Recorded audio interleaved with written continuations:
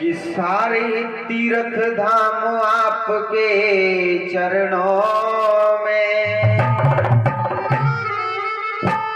कि सारे तीर्थ धाम आपके चरणों में। हे गुरुदेव प्रणाम आपके चरणों में, सारे तीर्थ धाम आपके चरणों में। हे गुरुदेव प्रणाम आपके सारे तीर्थ धाम आपके चरणों में, चरणों में। हे गुरुदेव प्रणाम आपके चरणों में। सारे तीर्थ धाम आपके चरणों में। हे गुरुदेव प्रणाम आपके चरणों में। जय हो, जय हरे।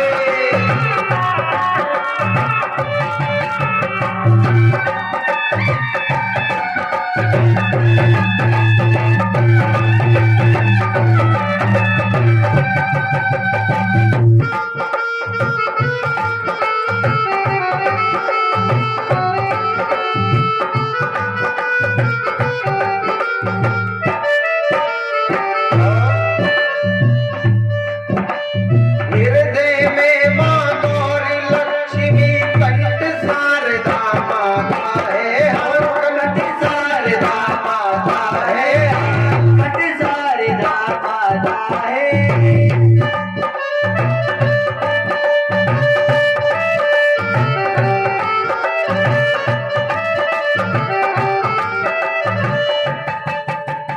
हृदय में मां गौरी लक्ष्मी कंठ शारदा माता है, हम कंठ शारदा माता है, कंठ शारदा माता है, कंठ शारदा माता है। जो भी मुख से वचन गए वो वचन सिद्ध हो जाते हैं, वो वचन सिद्ध हो जाता है, वचन सिद्ध हो जाता है। रोगी मन को दुखिया तन को,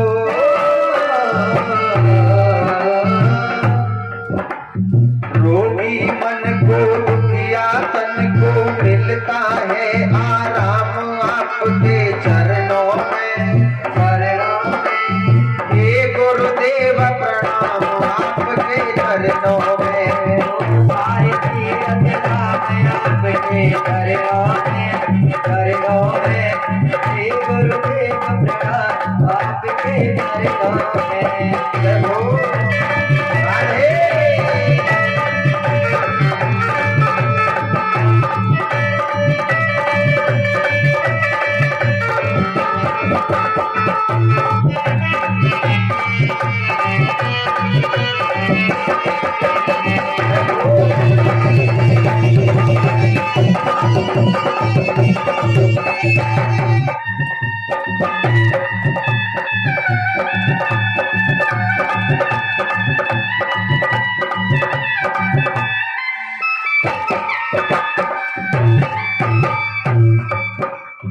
मात पिता है परम पिता है, आप ही भाग्य विधाता है, आप ही भाग्य विधाता है।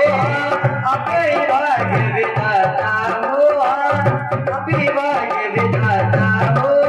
आप मिलाते हो ईश्वर से, आप जन्म के दाता है, आप कर्म के दाता है, आप जन्म के दाता है। हे गुरु ब्रह्मा हे गुरु विष्णु,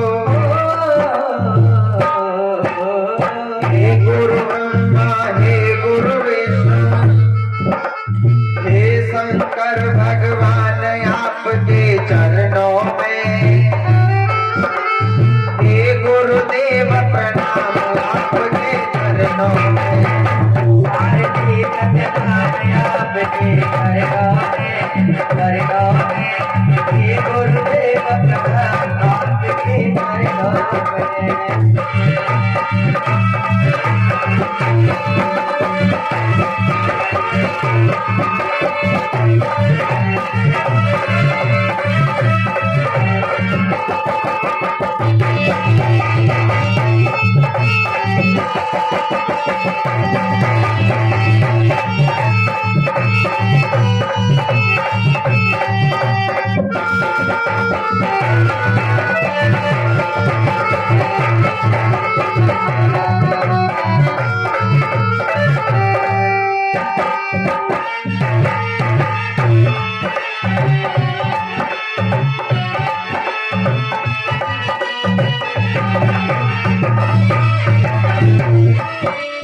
सारे तीर्थ धाम आपके चरणों में, हे गुरुदेव प्रणाम आपके चरणों में।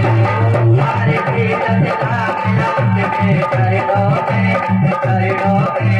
हे गुरुदेव प्रणाम आपके चरणों में, हे गुरुदेव प्रणाम आपके चरणों में, हे गुरुदेव प्रणाम आपके चरणों में, हे गुरुदेव प्रणाम आपके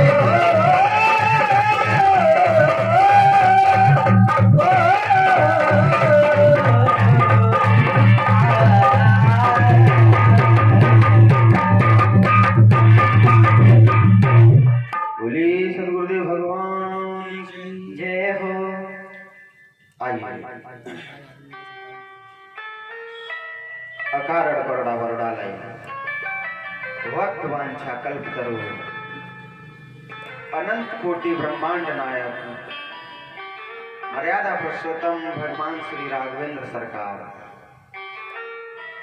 तथा प्राण आराध्या हृदयेश्वरी जनक नंदिनी श्री सीता जी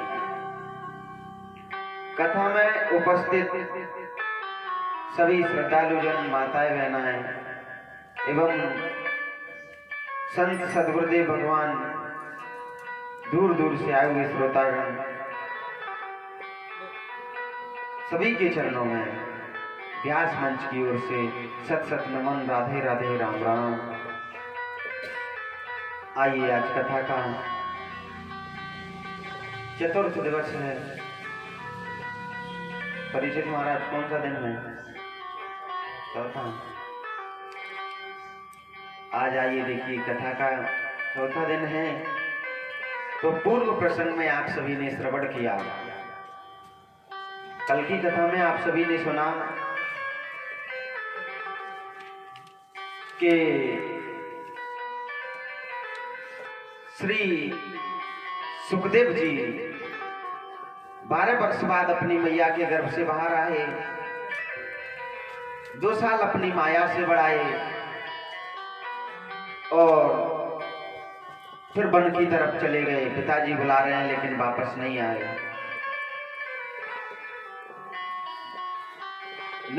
इधर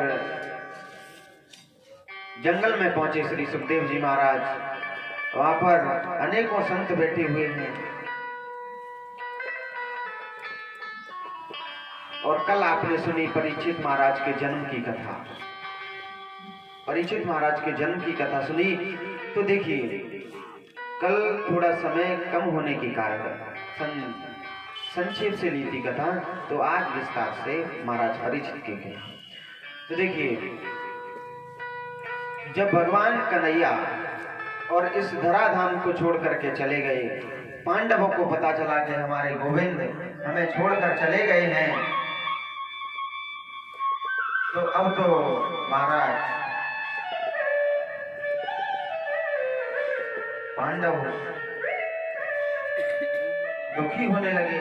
ऐसे लगता है कि जैसे उनके हृदय से प्राण निकल गए हो, केवल शरीर शरीर रखा है।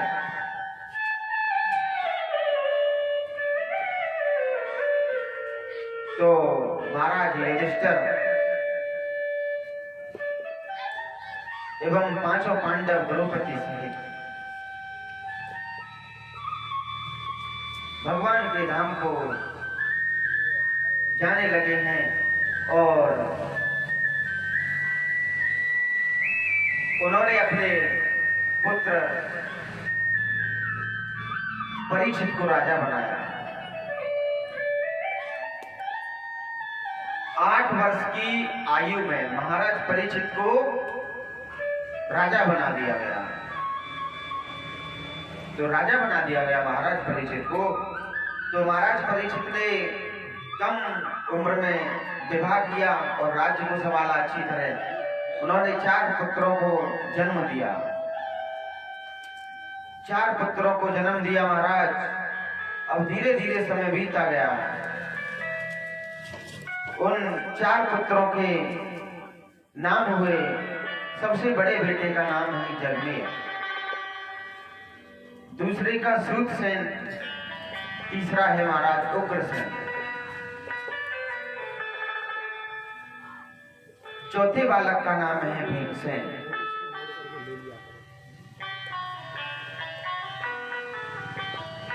चार पुत्र हुए। तो महाराज परीक्षित ने पूरी पृथ्वी पर दिग्विजय की। पूरी पृथ्वी पर दिग्विजय की। दिग्विजय यानी कि पूरी पृथ्वी के राजाओं में श्रेष्ठ थे। सभी राजाओं को अपने वश में कर लिया। पूरी पृथ्वी के राजाओं को अपने वश में कर लिया। तो तुलसीदास जी लिखते हैं महाराज कि सकल भुवन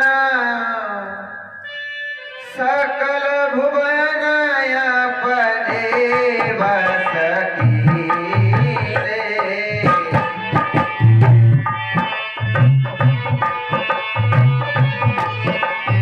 सकल भुवन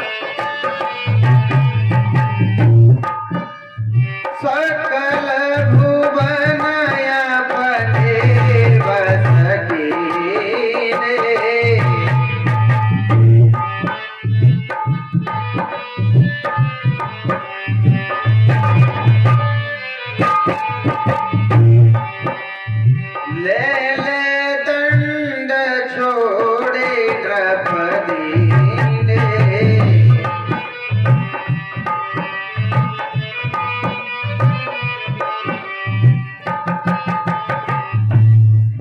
सकल भुवन अपने वश कीने, ले ले दंड छोड़े द्रौपदी ने। सभी पूरी पृथ्वी के राजाओं को अपने वश में कर लिया। अपने वश में कर लिया महाराज। तो अब यथा योग्य सभी ने,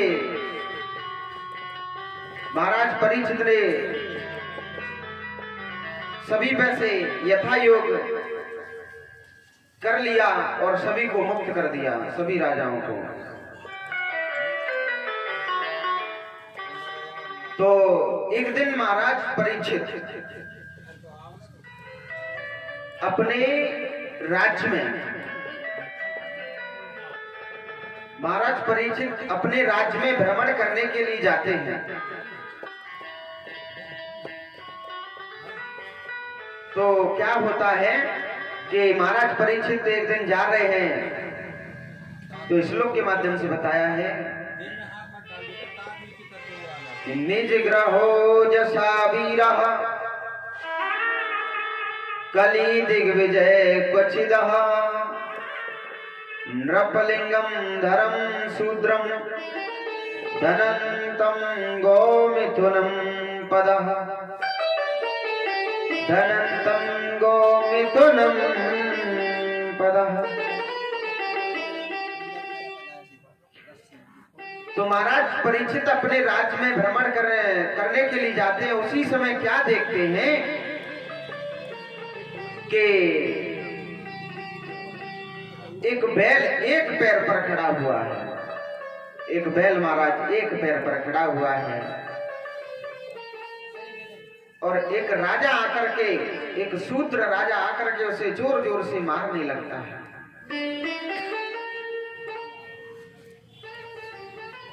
उस बैल को जोर जोर से मारने लगता है। उसी समय पर वहां पर एक गाय आई।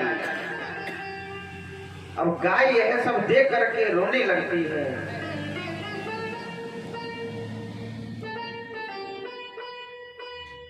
यह सब देख करके रोने लगती है।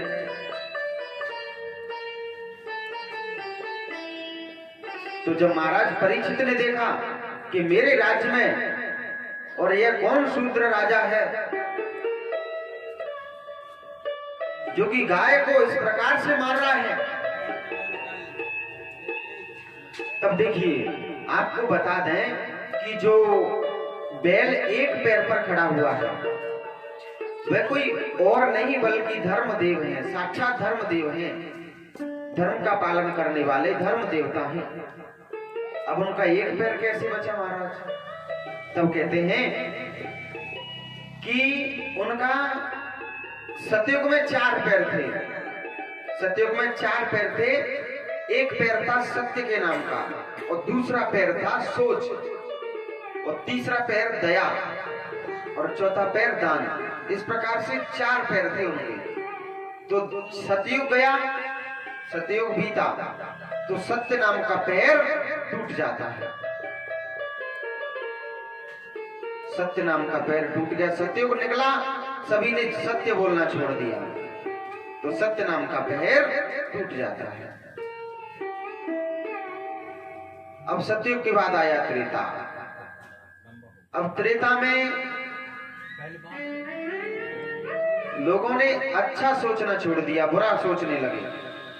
जिस प्रकार से कि आपने देखा होगा त्रेता में जब भगवान राम वनवास से लौट करके आए तो सीता जी के बारे में धोबी क्या क्या आप शब्द बोलता है। तो सोच नाम का भी पैर टूट जाता है। अब पैर बचे 2, दया और दान। अब जैसे ही द्वापर आया, द्वापर में दया नाम का पैर भी टूट जाता है,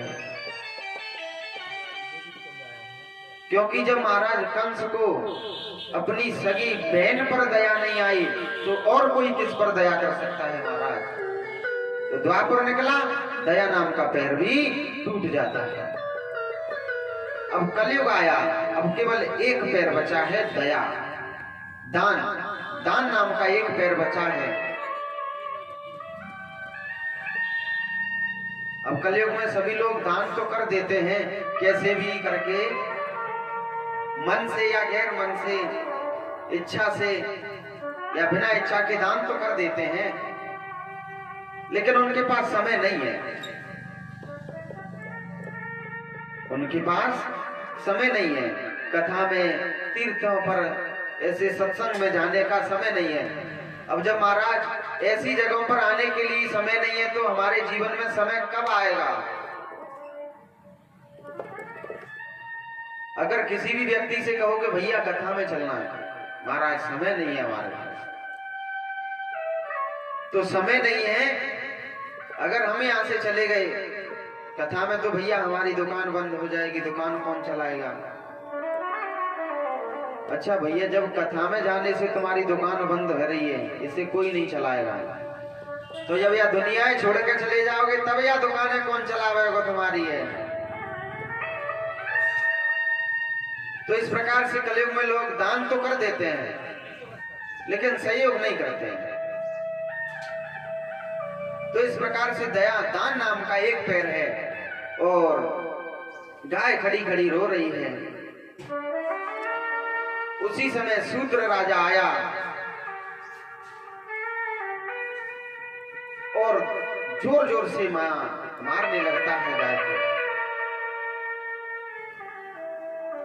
तो महाराज क्या हुआ? उसी समय महाराज परीक्षित आ जाते हैं वहां पर। महाराज परीक्षित यह दृश्य देख करके चकित रह जाते हैं कि मेरे राज्य में यह क्या हो रहा है। एक राजा शूद्र होकर के और हमारे राज्य में गाय माता को मार रहा है।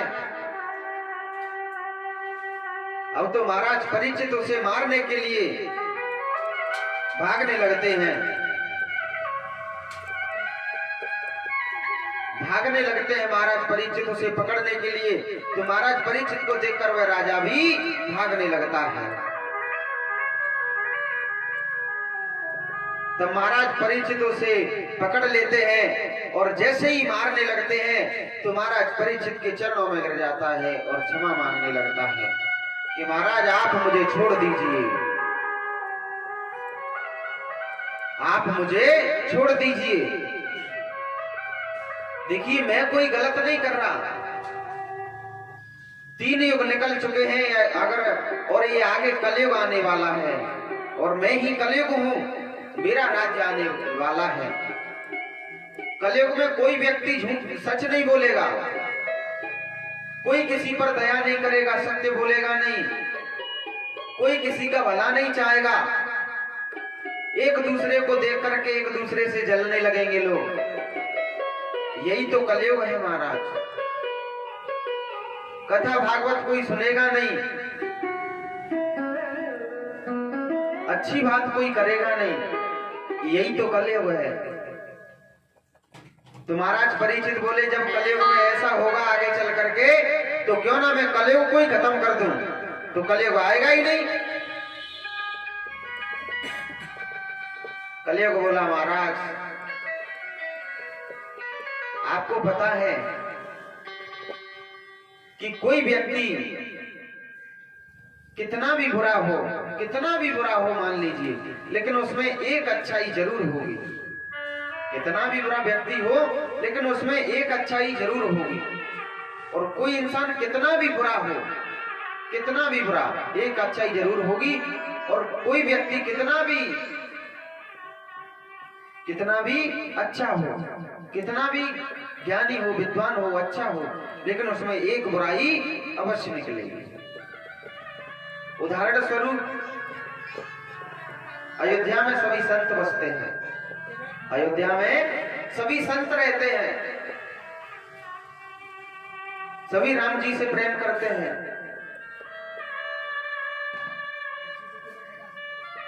लेकिन एक मंथरा जैसी दासी भी तो रहती है अयोध्या में, जो राम जी को बिल्कुल नहीं चाहती। तो अयोध्या कितनी अच्छी है, लेकिन उसमें बुराई मंथरा है, एक बुरी मंथरा है। अब उसी प्रकार एक और उदाहरण है, वह लंका में देख लीजिए। लंका में सभी राक्षस हैं, लेकिन एक महाराज विभीषण जैसे संत भी तो हैं, विभीषण जैसे संत भी हैं। तो कोई व्यक्ति कितना भी बुरा हो, उसमें एक अच्छाई अवश्य होती है। तो वही महाराज परीक्षित से कहता है कलयुग कि हे महाराज, मैं कितना भी बुरा हूं, लेकिन मुझ में एक अच्छाई है। वह अच्छाई यह है कि अन्य युगों में, सतयुग, द्वापर, त्रेता में हजारों सालों वर्ष यज्ञ करते हैं लोग, बात अनुष्ठान करते हैं, तब उन्हें जाकर के भगवान की प्राप्ति होती है। और फिर भी पता नहीं प्राप्ति हो या ना हो, कह नहीं सकते। लेकिन कलयुग एक ऐसा है कि कलयुग में केवल भगवान का नाम लेने से ही जीव का उद्धार हो जाता है। कि कलयुग केवल नाम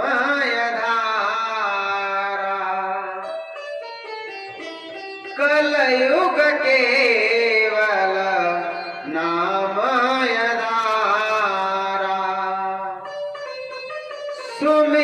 सुमेरे नर उतर ही पारा। कलयुग में केवल भगवान का नाम लेने मात्र से जीव भवसागर से पार हो जाएगा, और उसे यज्ञ अनुष्ठान करने की आवश्यकता नहीं है। यह मुझ में अच्छा ही है महाराज।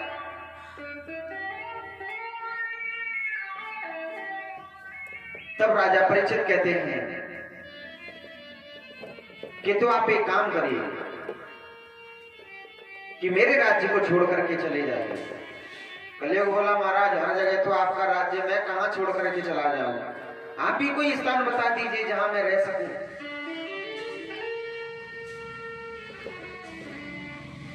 तब राजा परीक्षित बोले कि आप वहां रहिए जहां जुआ होता हो, जहां जुआ खेला जाता हो वहां निवास करिए, जहां चोरी से कमाया हुआ धन रहता हो वहां निवास करिए, जहां वेश्याओं का गमन होता हो वहां निवास करिए, वैश्याएं नाच गान करती हो वहां निवास करिए, और जहां झूठ बोला जाता हो वहां निवास करिए, और जहां जुआ खेलते हो वहां पर निवास करिए, वहां रहिए। कलयुग बोला महाराज, ये तो आपके राज्य में ना तो कोई जुआ खेलता है, ना कोई मदिरा शराब पीता है, और ना कोई वैश्याओं को नाच गान होता है, तो ये तो आपके राज्य में होता नहीं है, फिर कोई दूसरा स्थान बता दीजिए। तब अब की बात महाराज परीक्षित एक और स्थान बताते हैं। कहते हैं कि जहां पर स्वर्ग यानी कि सोना, चोरी से कमाया हुआ धन, चोरी से कमाया हुआ धन, सोना चांदी रहता हो, वहां पर निवास करिए आप। तो इस प्रकार से 5 स्थान बताए महाराज परीक्षित ने कलयुग को रहने के लिए। कलयुग को रहने के लिए 5 स्थान बताए। तो महाराज परीक्षित अपने राज्य में लेकर के आए हैं धर्मराज को। उनके चारों पैर फिर से लगा दिए, तो फिर से धर्मदेव चारों पैरों पर खड़े हो जाते हैं। अब कुछ दिन बीत गए, तो एक दिन महाराज परीक्षित अपने राज्य में जाते हैं, जहां पर खजाना रहता है। उस खजाने के पास जाते हैं, तो वहां पर एक शीशे में बड़ा सुंदर सा मुकुट रखा हुआ है, सोने का। सोने का मुकुट रखा है महाराज। तो उस मुकुट को महाराज परीक्षित देखते हैं, उन्हें बड़ा प्यारा लगा वह मुकुट, उन्हें बहुत प्यारा लगा वह मुकुट। उन्होंने सोचा कि क्यों ना ये हमारे दादा परदादाओं का मुकुट है, वह पहना करते थे, आज मैं इस मुकुट को पहन करके देखता हूं कि कैसा लगेगा ये मुकुट। लेकिन वह वास्तविक मुकुट पांडवों का नहीं, बल्कि एक जरासंध नाम का राक्षस था, उसका था वह। अब जरासंध मानी देखिए, चोरी करता था, यानी कि राक्षस था ना, तो हर किसी पर, किसी छोटे राजा को पकड़ लेता, मार देता, तो उसका जितना भी खजाना धन माल होता उसे ले आता अपने राज्य में। तो अहिंसा से कमाया हुआ धन था वह, अहिंसा का मुकुट था। तो भीम कहते हैं कि हे गोविंद, मुझे यह मुकुट अच्छा लग रहा है, मैं इसे अपने राज्य में ले चलता हूँ। भगवान बोले नहीं भीम, आप इसे मत ले जाइए, क्योंकि यह बुराई से कमाया हुआ धन का मुकुट है। एक दिन यह मुकुट ही हमारे पूरे वंश को समाप्त कर देगा, इसलिए आप इसे मत ले जाइए। तो भीम बोले महाराज कि हे गोविंद, इस मुकुट को कोई पहनेगा नहीं, केवल यह दर्शन के लिए रखा रहेगा। तो आज उसी मुकुट को महाराज परीक्षित उठाते हैं और अपने सर पर पहन लेते हैं। और जैसे ही सर पे मुकुट पहना, तो क्या हुआ महाराज कि जैसे ही मुकुट पहना, तो उस मुकुट पर आकर के कलयुग बैठ जाता है। अब कलयुग बैठ जाता है, तो महाराज परीक्षित की बुद्धि को घुमा देता है। महाराज कलयुग की बुद्धि को घुमा दिया। कलयुग ने महाराज परीक्षित की बुद्धि को घुमा दिया।